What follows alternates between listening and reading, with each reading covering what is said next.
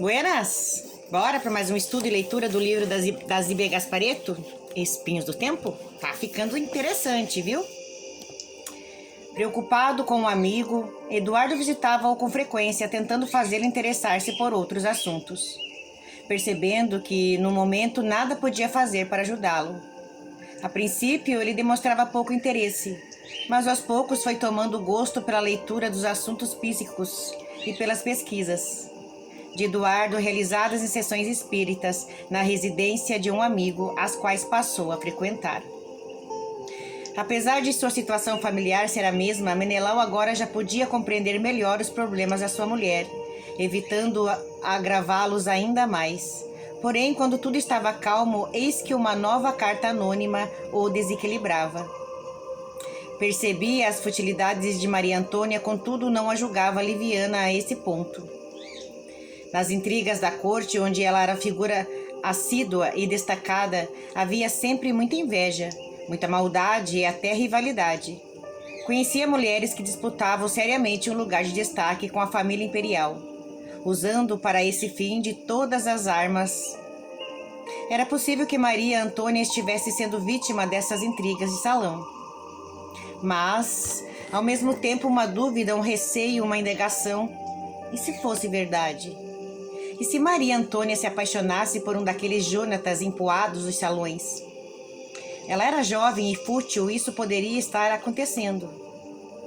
Irritado, Menelau caminhou nervoso pela sala. Não conseguia trabalhar. Nos últimos tempos, abrira o escritório para negociar, exportando seus produtos, vendendo-os, trocando-os com estrangeiros, sempre com muito sucesso. Progredira financeiramente, dedicava-se ao trabalho para ocupar-se ao máximo. Naquele dia não se sentia em condições de fazer nada. Resolveu sair, não suportava mais, precisava ver Eduardo desabafar. Procurou o amigo que o recebeu com deferência, observando-lhe a preocupação, perguntou ansioso: "Não está bem? Aqui, a esta hora, aconteceu alguma coisa?" Aconteceu, e Menelau, sentado em frente ao amigo, abriu seu coração. Sei que não deve dar crédito às cartas anônimas, entretanto, sinto-me desconfiado e triste. O que fazer? E se for verdade mesmo? E se Maria Antônia for culpada? Calma, Menelau, não perca a cabeça. O desespero não solucionará o assunto. Infelizmente, você não tem afinidade com Dona Maria Antônia. Na verdade, o que não é bom é estarem sempre tão distantes um do outro. É claro que quem escreve conta com isso. Deve saber que vocês não se dão bem, por isso que não tenta aproximar-se mais da Dona Maria Antônia. Poderia ajudá-la a que viesse a interessar-se também por outros assuntos. Menelau suspirou. Eu tentei, Deus sabe que tentei, mas ela se recusa a ouvir-me. Ou faço-lhe todos os caprichos e vontades, ou não me dá ouvidos. Você deve ser paciente. Dona Maria Antônia é pessoa fascinada pelo brilho dos salões. Vai desiludir-se fatalmente. Um dia compreenderá a verdade. Tento ajudar, mas é difícil. Parece-me vê-la caminhar para o abismo com alegria e obstinação. Sei que um dia se desiludirá, pois o que é falso sempre acaba. Mas quando? Sinceramente, não me agrada o que a suspeita viu. O que pensa em fazer? Ainda não sei, posso impor-me como marido, proibindo de sair sem ser a minha companhia. Isso me obrigaria a acompanhá-la por toda parte, o que é para mim um grande sacrifício. Eduardo levantou-se e, aproximando-se do amigo, convidou. Venha comigo essa noite à casa do Sr. Sampaio. Você fica desde já. Janta comigo, depois iremos até lá. Menelau levantou-se indeciso. Não sei, afinal o problema é meu e de Maria Antônia. Ninguém poderá mudar as coisas. Isso é, não há ajuda espiritual capaz de nos fazer diferentes do que somos. É verdade. Contudo, a prece e a ajuda dos espíritos bons poderá sempre nos acalmar, aclarando-nos as ideias e ajudando-nos a ver melhor. Está decidido, você fica e vamos juntos. Menelau concordou, e se fosse para casa irritado como estava, poderia dar uma cena com a mulher e não queria isso. Precisava mesmo acalmar-se. Eduardo procurou ajudar o amigo, tentando fazê-lo interessar-se por outras coisas. Tem recebido notícias de Demerval? Interrogou amável.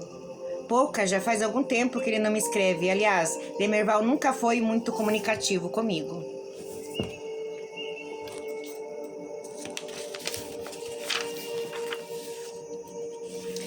Realmente, né? Duas pessoas totalmente diferentes convivendo debaixo do mesmo teto. Isso é imprudência, escolhas erradas? Sim, é imprudência, escolhas erradas. Mas naquela época era normal a casamentos arranjados, né? Era perfeitamente normal você casar, os teus pais escolher o seu marido ou sua esposa conforme as posses que essa pessoa tem, né? Mas Menelau é uma pessoa evoluída espiritualmente, né? E ele quer muito mais do que as festas dos salões, muito mais do que riqueza, muito mais do que prosperidade. Ele quer ter uma família, ele quer ter uma esposa amável, companheira, dedicada e que aceite ser mãe dos filhos deles, né? Então, né, ele está evoluído para esta época que eles viviam.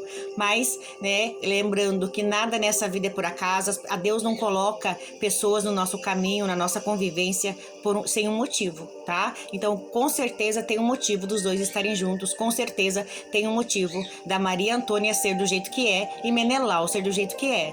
Vamos entender a partir das leituras que a gente vai ler a seguir, tá? Mas é importante, pensando nesse assunto, por que duas pessoas diferentes se atraem, por que duas pessoas diferentes convivem e por que duas pessoas diferentes acabam se machucando, se distratando, trazendo tristeza na convivência, mas mesmo assim não consegue se afastar.